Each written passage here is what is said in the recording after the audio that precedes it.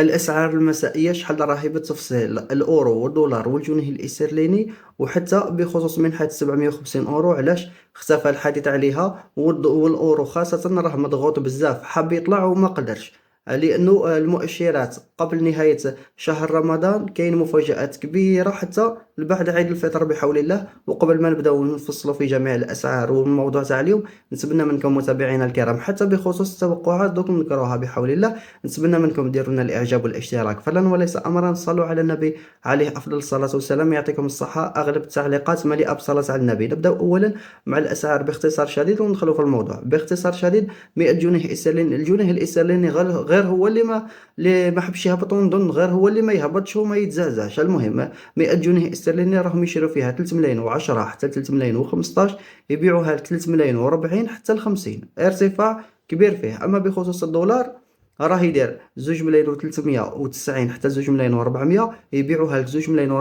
و410 حتى ل20. تختلف على حسب الولاية وعلى حسب الكمية كما العادة. أما بخصوص الأورو نذكروا أولا في الدول الأوروبية كما العادة، ومن بعد نذكروا في الجزائر. في الدول الأوروبية راهم يشريو فيه 2 ملايين و510، يبيعوها لك 2 ملايين و535. أما بخصوص هنا في الجزائر كاين اختلافات من ولاية لأخرى، ولكن في العموم أنا نذكر لكم في العموم. اللي يحب يعرف شحال دار في ولايته بالتفصيل يحط لي اسم الولاية. المهم في العموم 100 أورو راهم يشريو فيها 2 ملايين و505 حتى 2 ملايين و515، يبيعوها لك 2 ملايين و535 وحتى ل30 أحيانا. أما بخصوص ندخلوا في الموضوع تاعنا علاش الأورو راه مضغوط، وحتى ومن بعد نجيو للتوقعات شحال راح يولي. واللي عنده اون صوم حاب يصرفها يخلي يصرفها هذو الأيام ولا يخلي لهم بعد. المهم راكم شفتوا حكاية منحة 750 أورو كيفاش اختفى الحديث عليها ولا ما كانش. كاين اللي قال لك هذا مؤشر باللي ما راحش يطبقوها بعد عيد الفطر. حنا لا، هذا ماشي مؤشر، لانه هو خلاص وعد وتقدم من الوزير بحول الله بعد عيد الفطر يطبقوها.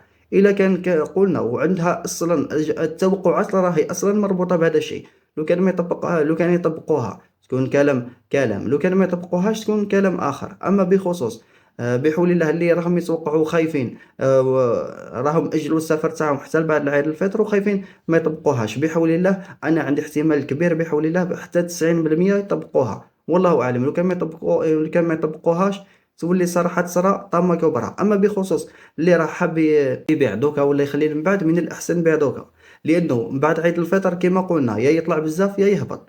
واما باش نجيو بعد على التوقعات شحال راح يولي بالتفصيل. قلنا شوف لو كان بعد عيد الفطر يطبقها مباشرة الوزير صح، ويبداو يسلموا في هذيك مع انه راهم يستافدوا منها غير اللي عندهم الفيزا.